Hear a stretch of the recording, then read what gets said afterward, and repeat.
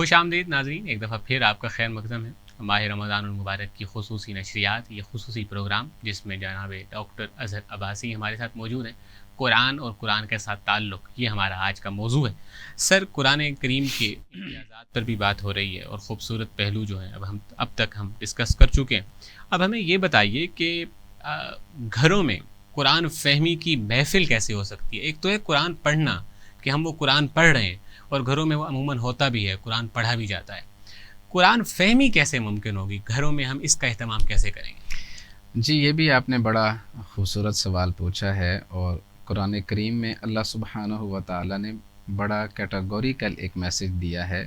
بسم اللہ الرحمن الرحیم، یا ایہا الذین آمنوا قوا انفسکم و اہلیکم نارا۔ سبحان اللہ۔ اے ایمان والو، تم خود بھی اپنے آپ کو اور اپنی آل اولاد یعنی گویا خاندان اور فیملی کو بھی دوزخ کی آگ سے محفوظ رکھو۔ اب آپ کا سوال ہے کہ گھروں کے اندر یہ جو قرآن فہمی ہے، ہم اس کو کیسے پروموٹ کر سکتے ہیں، کس طریقے سے اس کو فروغ دے سکتے ہیں؟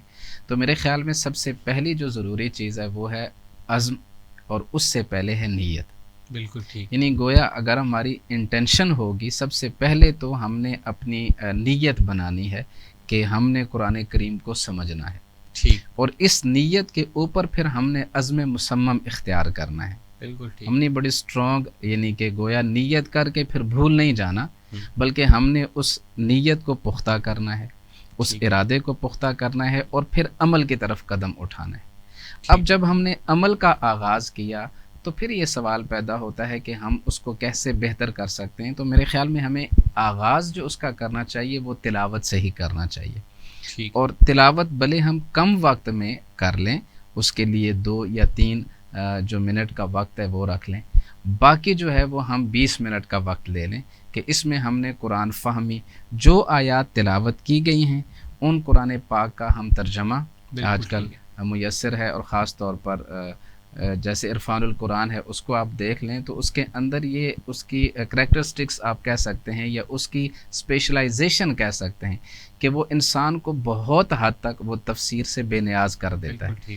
اور یہ ایسا نہیں ہے کہ بائسڈ ہو کر یہ بات کی جا رہی ہے، ہر وہ انسان کے جو قرآن پاک کا ترجمہ پڑھتا ہے وہ اپنے سامنے 10 مختلف تراجم قرآن اگر رکھ لے اور اس کے بعد وہ عرفان القرآن کو رکھے تو اس سے یہ واضح فرق محسوس ہو جائے گا کہ ہر ترجمہ پڑھنے کے بعد کہیں نہ کہیں آپ کو تفسیر کی تشنگی بھی رہتی ہے اور ضرورت بھی محسوس ہوتی ہے۔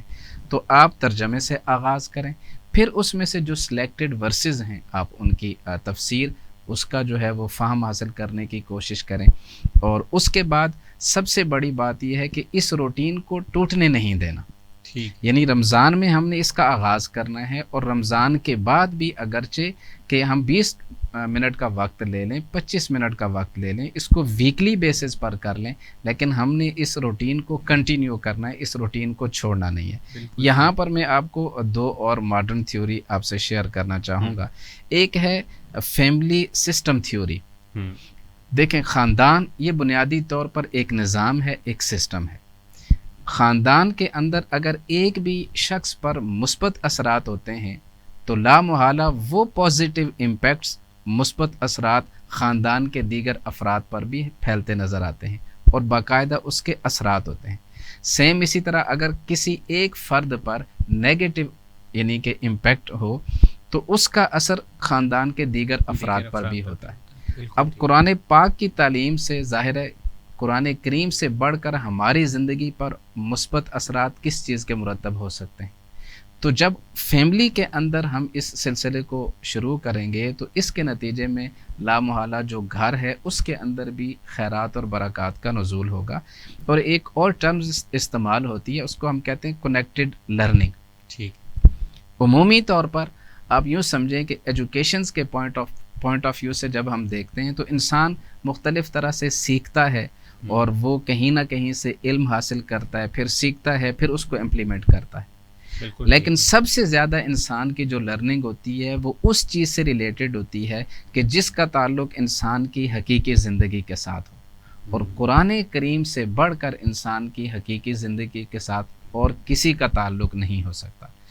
اگر ہم اپنے آپ کو اپنی جیسے ہماری زندگی ہے اپنی اس زندگی کو قرآن کریم کے ساتھ کنیکٹ کر لیں تو لا محالہ ہمارے گھر کا ماحول بھی اور پھر معاشرے کا ماحول بھی وہ بہت خوبصورت ہو جائے گا. ٹھیک ہو گیا, بہت خوبصورت. یعنی ہمیں صرف قرآن کی تلاوت نہیں کرنی چاہیے, ترجمے کے ساتھ اس کو سمجھ کر پڑھنا چاہیے. بالکل ایسا ہی. میں سمجھتا ہوں آپ نے شاید میرے دل پہ نگاہ کی تھی, آپ سمجھ رہے تھے. میں ایک ترجمۃ القرآن کے حوالے سے بھی پوچھنا چاہ رہا تھا کہ کس کا ترجمہ پڑھنا چاہیے, یا عرفان القرآن کی کیا خوبیاں آپ نے خود ہی اپنے اس میں کلیئر کر دیا.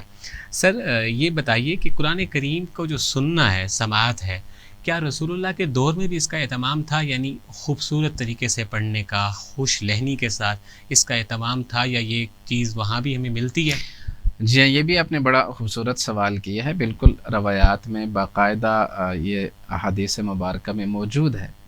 ایک تو ہے نا کہ ہم رمضان میں تراویحوں کے اندر قرآن کریم کی سماعت کرتے ہیں, اور دوسرا ہے کہ سرکار دو عالم صلی اللہ تعالیٰ علیہ وسلم صحابہ کرام میں سے ایسے صحابہ بھی تھے کہ جن سے رسول اللہ صلی اللہ علیہ وآلہ وسلم آپ ان کو حکم دیا کرتے تھے کہ آپ جو ہے وہ تلاوت کریں, اور پھر رسول اللہ صلی اللہ علیہ وآلہ وسلم اس کی سماعت فرمایا کرتے تھے. تو بالکل ایسا ہی ہے, خوش الحانی کے ساتھ قرآن کریم کو سننا, اور چونکہ ظاہر ہے کہ اس کا اثر انسان کی طبیعت پر ہوتا ہے, اس کی ذات پر ہوتا ہے.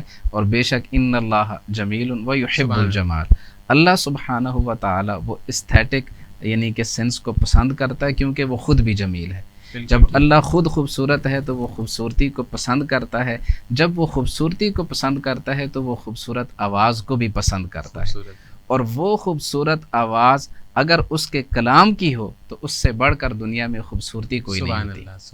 تو بے شک خوش الحانی کے ساتھ رسول اللہ صلی اللہ علیہ وآلہ وسلم کے زمانے میں بھی صحابہ کرام وہ قرآن کریم کی تلاوت کیا بھی کرتے تھے, اور رسول اللہ صلی اللہ علیہ وآلہ وسلم اس کی سماعت بھی فرمایا کرتے تھے. یعنی کیسا خوبصورت منظر ہوگا, اور یہ کتنا مبارک, سوچ کر ہی سوچ میں برکتیں ہوتی ہیں کہ رسول اللہ خود حکم فرما رہے ہیں, جو قرآن سکھانے والے ہیں, جن کے سینہ اتھر پہ قرآن نازل ہوا. ہم آج اگر کسی قاری سے سنتے ہیں تو ہمیں برکتیں محسوس ہوتی ہیں, تو رسول اللہ خود یہ حکم دے رہے ہیں. امت کے لیے دراصل رہنمائی تھی کہ کسی خوبصورت آواز والے سے کہتے تھے کہ قرآن پڑھو اور خود سماعت کرتے. بالکل ایسے, بالکل سبحان اللہ.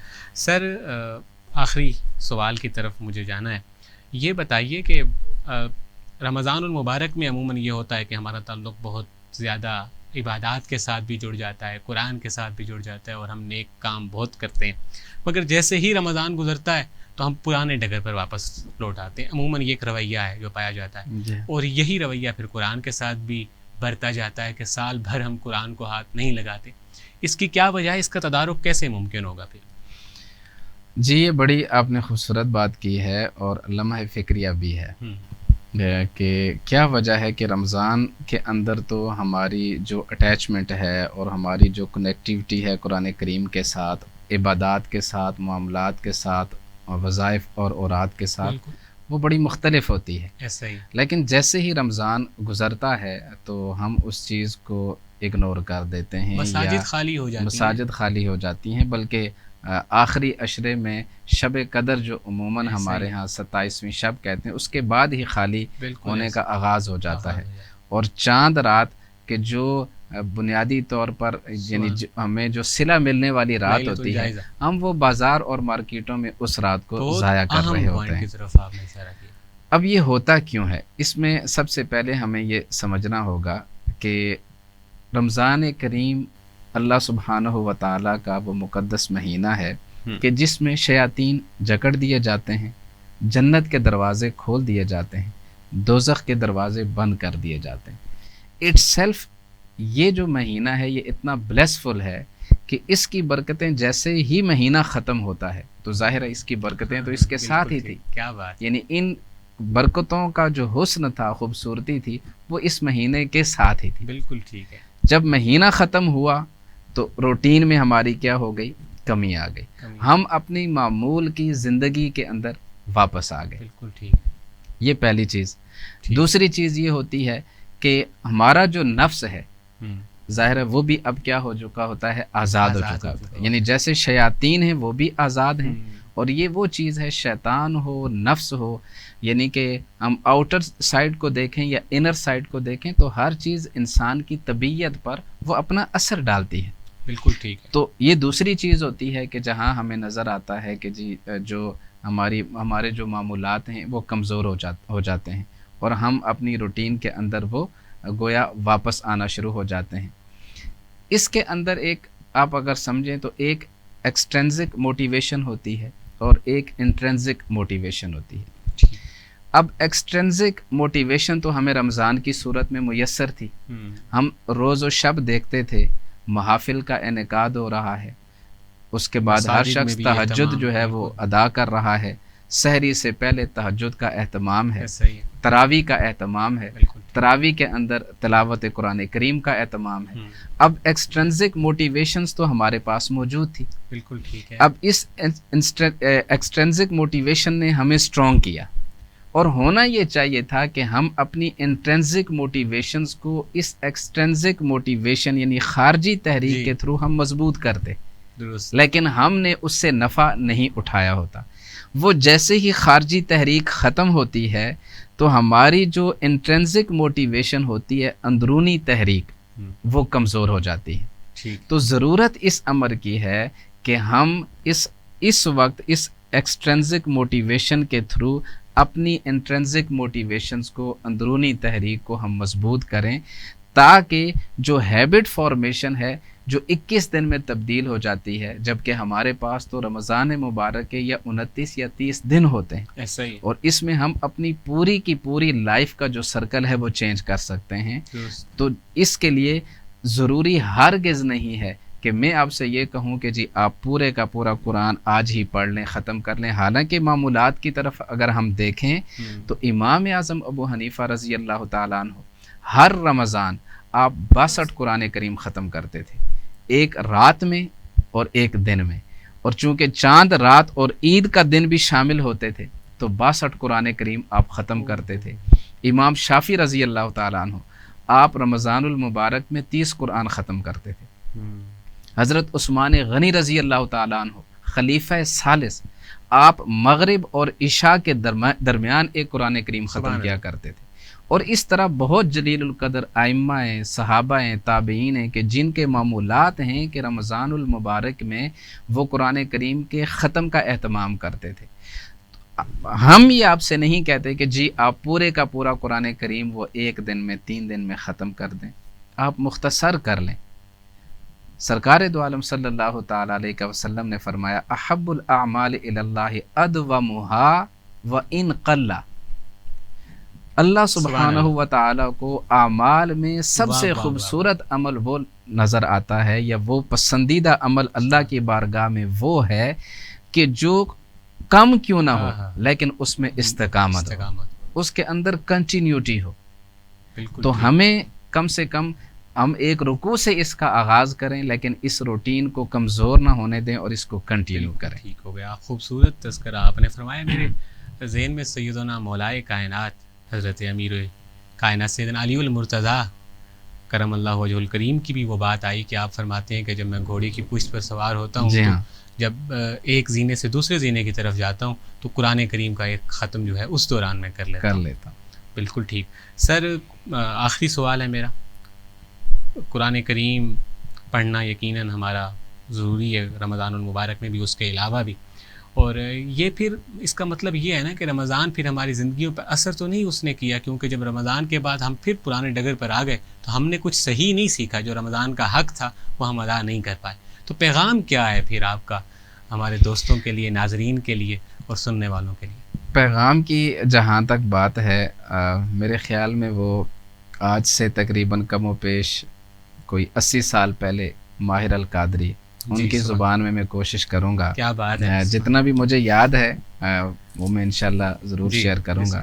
اور چونکہ آپ کے ظاہر سیگمنٹ اور آج کا عنوان بھی رمضان اور قرآن ہے, تو آپ فرماتے ہیں کہ ان کی ایک نظم ہے, طاقوں میں سجایا جاتا ہوں, آنکھوں سے لگایا جاتا ہوں, تعویذ بنایا جاتا ہوں, دھو دھو کے پلایا جاتا ہوں, جزدان حریر و ریشم کے اور پھول ستارے چاندی کے, پھر عطر کی بارش ہوتی ہے, خوشبو میں بسایا جاتا ہوں.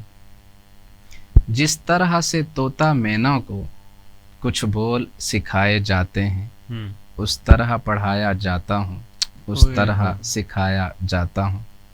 जब कौलो कसम लेने के लिए तकरार की नौबत आती है, फिर मेरी ज़रूरत पड़ती है, हाथों पे उठाया जाता हूँ। नेकी पे बदी का गलबा है, सच्चाई से बढ़कर धोखा है। एक बार हंसाया जाता हूँ, 100 बार रुलाया जाता हूँ। ये मुझसे मोहब्बत के दावे, कानून पे राज़ी गैरों के। यूं भी मुझे रुसवा करते हैं, ऐसे भी सताया जाता हूँ। किस बज़्म में मुझको बार नहीं, किस उर्स में मेरी धूम नहीं। किस बज़्म में मुझको बार नहीं, किस उर्स में मेरी धूम नहीं। यूं भी सताया जाता हूँ, मुझसा भी कोई मज़लूम नहीं। यूं भी सताया जाता हूँ, मुझसा भी कोई मज़लूम नहीं। अल्लाह अकबर, क्या दिल को दर्द की कैफियत से लबरेज़ किया है, क्या पैगाम था माँ जनाब माहिरुल कादरी की ज़ुबानी। जब सर ने एक नज़म पर इख्तिताम किया है तो हम कुरान की बात कर रहे थे, तो क्यों ना साहिब कुरान की बात की जाए। अटक से हमारे एक बहुत महबूब दोस्त, बहुत उम्दा लहजे के सनानिगार मनकबत ख़ान और मनकबत लिखने वाले बहुत हमारे उम्दा सनानिगार, नौजवान शायर, बहुत पुख्ता लहजा अल्लाह ने उन्हें नसीब किया। जनाब फ़ाइक तुराबी के इन अशार के साथ मैं इजाज़त चाहूँगा कि कभी सिबतैन जो दरबार में आ जाते हैं, कभी सिबतैन जो दरबार में आ जाते हैं, कितने सूरज तेरे रुखसार में आ जाते हैं, कितने सूरज तेरे रुखसार में आ जाते हैं। ये भी उस साहिब इकरा की इनायत है अगर, ये भी उस साहिब इकरा की इनायत है अगर, हम कहीं मारज़ इजहार में आ जाते हैं, हम कहीं मारज़ इजहार में आ जाते हैं। और शेर देखिए, भूल जाते हैं दिलो जान की पामाली को, भूल जाते हैं दिलो जान की पामाली को, जो तेरे कूचाए हमवार में आ जाते हैं, जो तेरे कूचाए हमवार में आ जाते हैं। और डॉक्टर साहब शेर देखिएगा कि कितने ईसा तेरे एजाज के तालिब ठहरे, कितने ईसा तेरे एजाज के तालिब ठहरे, कितने यूसुफ तेरे बाजार में आ जाते हैं, कितने यूसुफ तेरे बाजार में आ जाते हैं। और हक की पहचान न हो पाए किसी वक्त अगर, हक की पहचान न हो पाए किसी वक्त अगर, हम सफ़े हैदर कर्रार में आ जाते हैं, हम सफ़े हैदर कर्रार में आ जाते हैं। फूंक देता हूँ अगर सूरह कौसर को पढ़कर, फूंक देता हूँ अगर सूरह कौसर पढ़कर, रंग ही रंग परिवार में आ जाते हैं, रंग ही रंग परिवार में आ जाते हैं। ये फ़कत उनकी नज़र उनकी अता है फ़ाइक, ये फ़कत उनकी नज़र उनकी अता है फ़ाइक, जो करीने मेरी गुफ्तार में आ जाते हैं, जो करीने मेरी गुफ्तार में आ जाते हैं। नाज़रीन, आज की खुसूसी नशरियात और इस खुसूसी प्रोग्राम से अपने मेज़बान मोहम्मद रेहान मिर्ज़ा को दीजिए इजाज़त। इंशाअल्लाह जल्द किसी और मौजू पर किसी और मेहमान के साथ आपसे मुलाकात होती है। अल्लाह निगहबान।